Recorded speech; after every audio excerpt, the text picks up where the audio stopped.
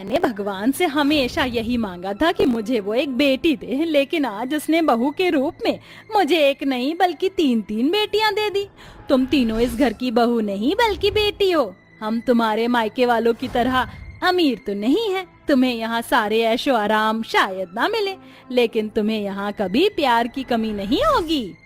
माँ जी, आपने हमें इतनी बड़ी बात बोल दी, यही हमारे लिए काफी है। हमें बस आपका प्यार और आशीर्वाद चाहिए, इसके अलावा हमें कुछ नहीं चाहिए। इतना कहकर मिष्टी, सौंदर्य और पंक्ति तीनों बहुएं खड़ी शादी के जोड़े में अपनी सास कलावती के पैर छूकर उनसे आशीर्वाद लेती हैं। कलावती के तीनों बेटे अर्जुन, कार्तिक और लक्ष्मण की इन तीनों से आज शादी हुई होती है। सौंदर्य, पंक्ति और मिष्टी तीनों एक बहुत बड़े और अमीर परिवार की बेटियां होती हैं, लेकिन अर्जुन, कार्तिक और लक्ष्मण तीनों ही गरीब होते हैं। दरअसल ये लोग एक ही साथ एक ही कॉलेज में पढ़ते थे, जहां इन तीनों भाइयों को इन तीनों बहनों से प्यार हो गया था। आज हमारी पहली रसोई है, चलो अपनी पहली रसोई की तैयारी करते हैं। सौंदर्य, मिष्टी और पंक्ति जैसे ही चूल्हे के पास जाकर खाने के डब्बे देखती हैं तो सारा का सारा राशन खत्म हुआ होता है और सारे डब्बे खाली होते हैं, जिसे देखकर ये क्या, घर में तो राशन ही नहीं है और बिना राशन के हम लोग अपनी पहली रसोई का खाना कैसे बनाएंगे। अरे तो इसमें घबराने वाली कौन सी बात है, तुम भूल गई कि हमारे पास क्या है। पंक्ति के इतना बोलते ही सौंदर्य, मिष्टी और पंक्ति तीनों ही जादू करती हैं और उनके हाथों से सुनहरी चमकदार रोशनी निकलती है, जिसके चलते सारे रखे हुए राशन के खाली डब्बे राशन से भर जाते हैं। चलो अब राशन तो भर गया, अब जल्दी से अपनी पहली रसोई का खाना बनाते हैं।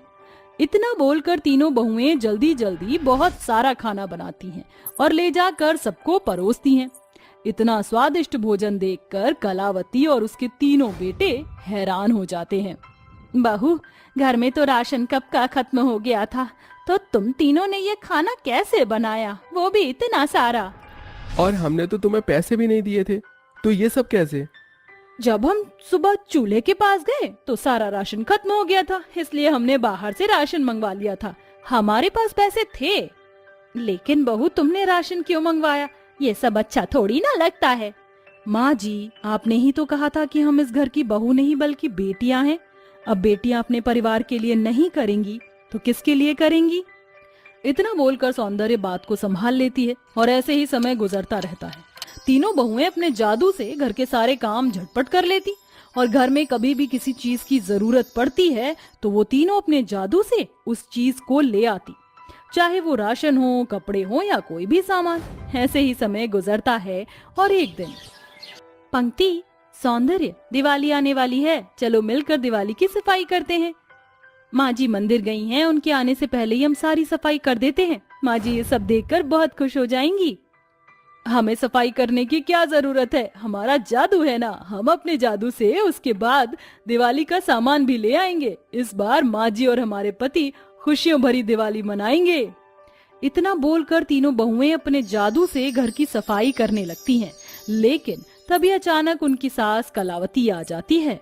कलावती जैसे ही अपने घर के दरवाजे आती है तो देखती है कि झाड़ू अपने आप सफाई कर रही है और पोछा अपने आप पोछा लगा रहा है और उसकी तीनों बहुएं जादू करके घर में दिवाली का सारा सामान ला रही हैं। ये सब देखकर कलावती बहुत डर जाती है और चिल्लाते हुए कहती है, ये भगवान, कौन हो तुम तीनों? तुम तीनों कोई जादूगरनी हो ना, या कोई चुड़ैल डायन? कौन हो तुम तीनों? आप गलत समझ रही हैं माँ जी, हम कोई चुड़ैल डायन या जादूगरनी नहीं है, हम तो इंसान हैं। तुम तीनों कोई इंसान नहीं हो सकती, इंसान जादू कैसे कर सकता है? सच सच बताओ कौन हो तुम तीनों, या मैं तांत्रिक बाबा को बुलाऊं? आपको ये सब करने की कोई जरूरत नहीं है, हम तीनों आपको सारी सच्चाई बताते हैं। मिष्टी, पंक्ति, अब माँ जी को सारी सच्चाई बताने का समय आ गया है।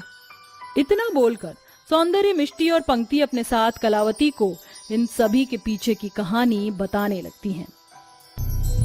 प्लीज जल्दी से गाड़ी चलाइए, मुझसे बर्दाश्त नहीं हो रहा है। बस थोड़ी देर और अंजना, हम सब अस्पताल पहुंचने ही वाले हैं, बस थोड़ी देर और। अंजना गर्भवती होती है और उसे लेबर पेन शुरू हो जाता है, जिसके चलते गिरधर अंजना को जल्दी से अस्पताल लेकर जा रहा होता है। लेकिन जल्दबाजी में गाड़ी चलाने की वजह से गिरधर एक बूढ़ी अम्मा को गाड़ी से ठोकर मार देता है। हे भगवान, ये क्या हो गया? अब मैं क्या करूं? जल्दी से उनकी मदद करिए। अंजना के इतना बोलते ही गिरधर जल्दी से गाड़ी से उतरता है और उस बूढ़ी अम्मा को गाड़ी में बिठाकर अस्पताल ले जाता है, जहां एक तरफ वो बूढ़ी अम्मा का डॉक्टर ट्रीटमेंट कर रहे होते हैं, वहीं दूसरी तरफ अंजना की डिलीवरी हो रही होती है। अंजना थोड़ी देर में अपनी तीनों बेटियों को जन्म देती है। वहीं वो बूढ़ी अम्मा भी अब ठीक हो जाती हैं। अंजना देखो, हमारी तीनों बेटियां, ये तीनों तो तुम पर गई हैं। इनकी नाक, इनके होंठ, इनकी आंख बिल्कुल तुम्हारी जैसी है। मैं अपनी तीनों बेटियों को बिल्कुल राजकुमारी की तरह पालूंगा। इन्हें कभी किसी भी चीज की कमी नहीं होने दूंगा। भगवान ने हमें एक नहीं, दो नहीं, बल्कि तीन तीन लक्ष्मी दी हैं। आज भगवान ने मेरी झोली खुशियों से भर दी है। सुनिए जी, उन बूढ़ी अम्मा का क्या हुआ जिनका हमारी गाड़ी के साथ एक्सीडेंट हो गया था? क्या अब वो ठीक हैं? ये तो मैं डॉक्टर से पूछना ही भूल गया। तुम आराम करो, मैं डॉक्टर से उनके बारे में पूछ कर आता हूँ। इतना बोलकर गिरधर जैसे ही जाने के लिए पीछे मुड़ता है तो देखता है कि वो बूढ़ी अम्मा गिरधर के पीछे ही खड़ी है। अरे अम्मा, आप तो बिल्कुल ठीक हैं। आपको तो काफी सारी चोट लगी थी। हाँ, मैं ठीक हूँ। अगर तुम मुझे हॉस्पिटल नहीं लेकर आते तो भी मैं ठीक ही रहती। मुझे कुछ नहीं होता। लेकिन कैसे अम्मा? अंजना के इतना बोलते ही वो बूढ़ी अम्मा एक सुंदर परी के रूप में बदल जाती हैं, जिसे देखकर अंजना और गिरधर दोनों ही हैरान हो जाते हैं। मैं कोई इंसान नहीं बल्कि परी लोक की एक परी हूँ। मेरा नाम जैस्मिन है।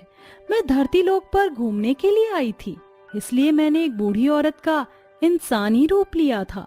तुम्हारी पत्नी गर्भवती थी, लेकिन तुमने मुझ घायल की भी मदद की और मुझे अस्पताल लेकर आए। तुम चाहते तो मुझे वहीं पर छोड़ सकते थे, लेकिन तुमने ऐसा नहीं किया। तुम्हारी इस दरियादिली से ये साबित होता है कि आज भी लोगों के अंदर इंसानियत है। इसलिए आज मैं तुम्हारी इन तीनों बेटियों को एक वरदान देना चाहती हूँ, और वो वरदान ये है कि इन तीनों के पास आज से जादुई शक्तियाँ होंगी और ये तीनों जादुई शक्ति से हर किसी की मदद कर सकती हैं। इतना बोलकर वो परी अपनी जादुई छड़ी से उन तीनों बच्चियों पर जादू करती है और वहां से चली जाती है, जिसके बाद अब वो तीनों बच्चों के पास जादुई शक्ति होती है। बड़े होने के साथ साथ उन तीनों को अपनी जादुई शक्तियों के बारे में पता चलता है, जिसकी मदद से वो हर किसी की मदद करती हैं। गरीबों को खाना देकर, प्यासे को पानी पिलाकर और लाचार की मदद करके। सौंदर्य, मिष्टी और पंक्ति ये सारी बात अपनी सास को बता देती हैं, जिसे सुनकर तुम तीनों तो सच में लक्ष्मी हो। मैंने तुम तीनों को गलत समझा, मुझे माफ कर देना। माँ जी, आप हमसे माफी मत मांगिए। आप तो हमारी माँ हैं और एक माँ अपनी बेटियों से कभी माफी नहीं मांगती है। इतना कहकर तीनों बहुएं अपनी सास के गले लग जाती हैं, जिसके बाद तीनों बहुएं अब दोबारा से जादू करती हैं और देखते ही देखते उनका छोटा सा घर एक बड़े से महल जैसे घर के रूप में बदल जाता है और वो तीनों अब अपने जादू से अपने पतियों का नया बिजनेस भी खुलवा देती हैं, जिसके बाद अब तीनों बहुएं अपने परिवार के साथ खुशी खुशी रहती हैं और आज भी वो हर जरूरतमंद इंसान की मदद करती हैं।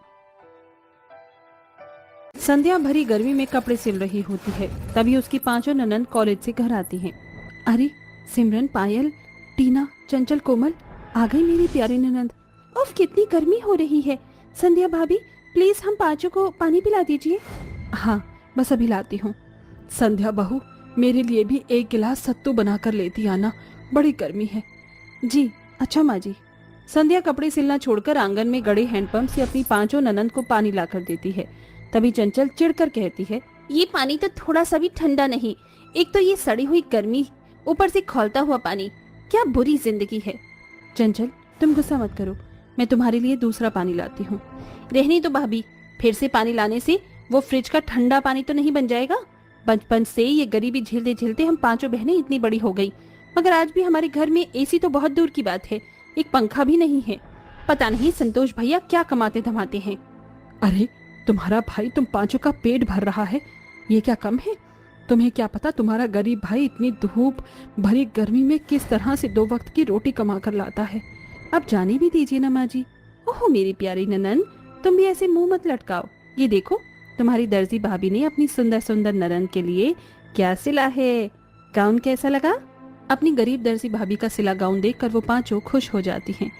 वाओ भाभी, दिस इज ब्यूटीफुल। लिटरली भाभी, आपको तो फैशन डिजाइनर होना चाहिए था, फिर आपको तो सिले हुए कपड़े आग लगा देते भाभी। मेरी 5 ननद को अपनी गरीब दर्जी भाभी के सिले कपड़े पसंद आए, मैं तो इसी में खुश हूँ। हे भगवान, मैं तो भूल ही गई कि मुझे इन सभी ब्लाउज की तुरपाई करके इन्हें देने जाना है।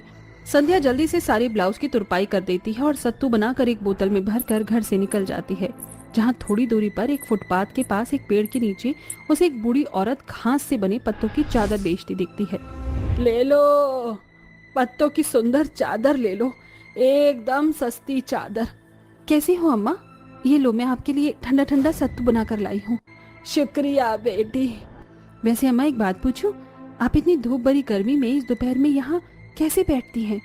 क्या करूं बिटिया, ये पापी पेट जो कराए है, ये घास के पत्तों की चादर बेचकर ही तो मैं गरीब बुढ़िया कमाती खाती हूँ। वो बुढ़िया गरीब संध्या की कुछ भी नहीं लगती थी, मगर संध्या अक्सर उसके लिए कभी अपने घर से रोटी तो कभी सत्तू बांधकर उसे देते हुए ही बाजार जाती है। ऐसे ही वक्त बीतता है, जिसके साथ गर्मी की मार गरीब संध्या की टीन की झोपड़ी पर टूट पड़ती है और उसका घर गर्मी के चलते भपके से भर जाता है। बाप रे, आज तो एकदम आलू जैसी उबलने वाली गर्मी है। हाँ सिमरन, आज तो इस गर्मी ने हद ही कर दी है। काश कि इस वक्त हम भी एसी की ठंडी ठंडी हवा खा पाते और फ्रिज का मस्त चिल्ड पानी पी पाते, या फिर काश कि कोई बर्फ की चादर मिल जाती तो मैं उसे ओढ़कर मस्त नींद मारती। अबे ओ टीना, तेरे ऊपर का माला खिसक गया है क्या? बर्फ की चादर क्या ऊपर से बप्पा भेजेंगे? हम पांचों की जिंदगी भर यही सड़ी हुई गर्मी झेलनी है और इस गर्मी ने तो कसम खा रखी है कि हमें चैन से जीने नहीं देगी। गर्मी के चलते अपनी 5 ननद को बेहाल परेशान होता देखकर संध्या को बहुत बुरा लगता है, मगर दिन रात दर्जी के काम में मेहनत से कपड़े सिलकर भी वो इतना नहीं कमा पाती कि अपनी 5 ननद की फ्रिज और पंखा एसी जैसी महंगी फरमाइश को पूरा कर सके। फिर एक दिन जब वो सिले हुए कपड़े देने जा रही होती है कि तभी फुटपाथ पर बैठी बुढ़िया खांस रही होती है। अम्मा, आज आपकी तबीयत बिल्कुल भी ठीक नहीं लग रही है, फिर आज आप चादर बेचने क्यों आई हैं?